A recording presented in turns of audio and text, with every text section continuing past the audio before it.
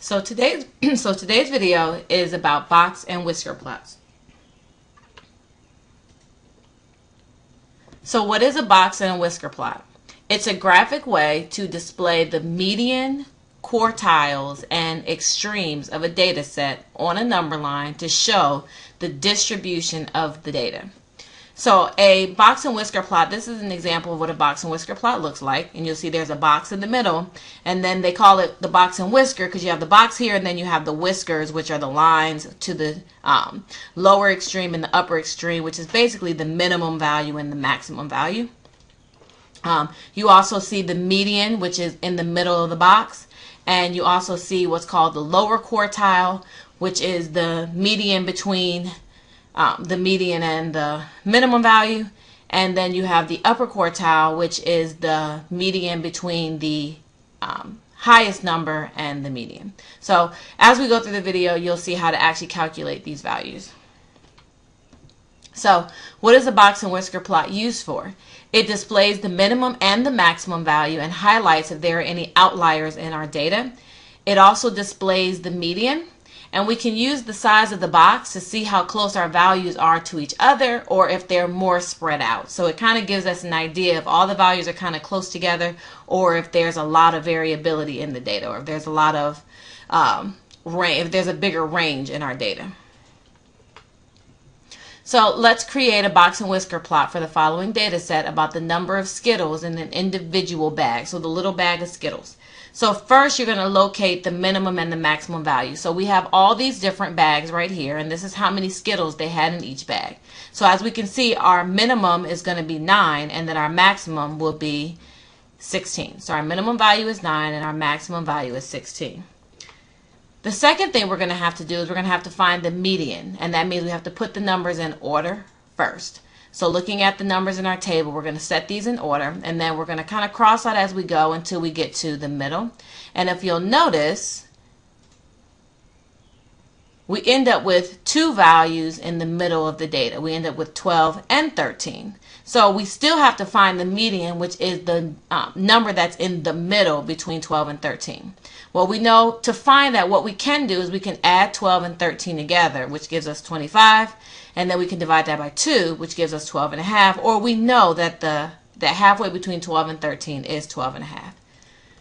So we can say that the median of the data is 12.5.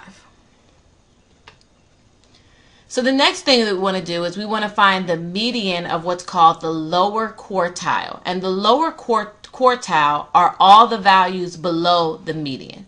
So if we were again to look at all of the values in our data set, we know that our median is 12.5. So it's landing in between the 12 and the 13.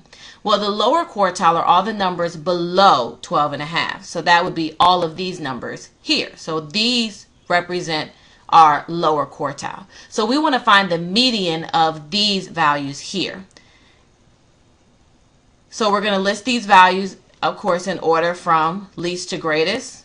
And when we do that, we'll see that the middle value is 12. So the median of the lower quartile is 12. The next thing we want to do is find the median of the upper quartile, and the upper quartile are all the values above the median. So again, we have a list of our numbers in order from least to greatest. We know our median is 12 and a half, so it's in between the 12 and the 13. And the upper quartile are all of the values above the median. So now what we want to do is we want to find the median of the upper quartile. So we're going to list all of our values in order from least to greatest, and we'll find that the middle number is 13. So we can say that the median of the upper quartile is 13. So now we want to actually create the box and whisker plot by plotting the minimum number, the maximum number, the median, the lower quartile median, and the upper quartile median on a number line. So we're just going to draw ourselves a number line, and we're actually going to plot those points in a line on our number line. And we want to be sure that our number line is big enough to include the minimum and the maximum values. So we know from our table here that the minimum value is 9. So we had to make sure that our number line went as low as 9. We can always go lower, but we don't want to not have 9 on our number line. And our maximum value is 16, so we want to make sure that we go at least as high as 16. And with the number line, you don't always have to count by 1s. It worked for this number line, for this set of data, but sometimes you might have to count by 2s, 5s, 10s, 20s. It just depends on your data. So we know the minimum is 9, the maximum is 16. We found that the median was 12.5. We found that the lower quartile median was 12 and that the upper quartile median was 13. So these are the 5 numbers that we actually want to plot on our number line. Now, we don't want to put them directly on the number line. We want to put them above the number line because we got to leave space to draw our box. So our first value is our minimum, which is 9. So we're going to plot that first. Our second value is the maximum, which is 16. We're going to plot that second. The next value is the median, which is in between 12 and 13. So we're going to plot that here.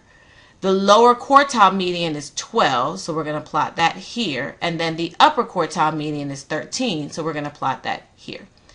So after you've plotted all of the points, the next step is that you're going to actually draw your box and your whiskers.